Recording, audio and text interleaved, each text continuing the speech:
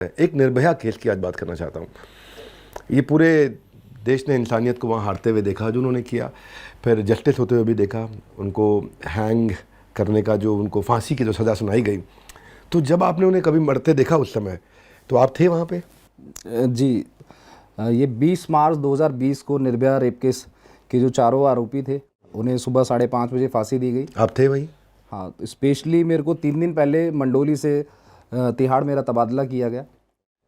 तो उसके पीछे जो हमारे सीनियर ऑफिसर थे उनका यही था कि किसी भी तरह से लास्ट मोमेंट पे अगर ये किसी दूसरे इनमेट को या कोई दूसरा इनमेट इनको नुकसान पहुंचाने की कोशिश करे, तो जैसा आपने बात की मजबूत कदकाठी की, तो इस चीज़ों को देखते हुए स्पेशली मुझे वहाँ अपॉइंट किया गया।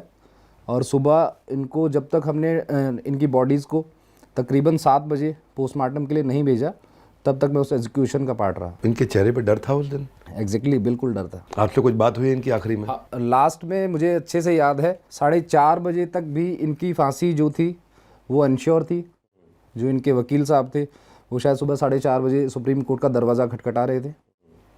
तो जब हमारे पास ऊपर से मैसेज आया, एसडीएम साहिबा भी आई, तो उस टाइम तक भी इनको ये था कि इनके जो वकील साहब हैं कुछ ना कुछ करके शायद फिर से डेट को एक्सटेंड करा लेंगे, जैसा पहले काफ़ी बार हो चुकी थी। तो तब तक ये बिल्कुल कूल थे। लेकिन जब हमें फाइनल सिग्नल मिला, कितने बजे? हार्डली 15 से 20 मिनट पहले हमें सिग्नल मिला था और 5:30 बजे एग्जीक्यूशन हमने कर दिया था। 15 मिनट में? आखिरी बात क्या हुई आपकी इनसे? आखिरी बात कुछ नहीं थी।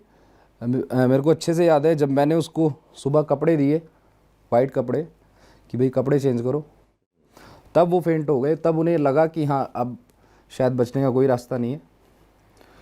तो उनको सेल से लेकर जब हम फांसी कोठी लेके जा रहे थे, तो शुरू में 2-4 कदम तो वो चले, उसके बाद उन्होंने चलना भी पूरी तरह से बंद कर दिया। चेहरे की हवाइयाँ बिल्कुल उड़ चुकी थी, बिल्कुल ठंडे हो चुके थे, चेहरा बिल्कुल लटक गया था, बिल्कुल ऐसे जैसे मासूम है, निर्दोष है, इन्होंने कुछ किया ही नहीं है।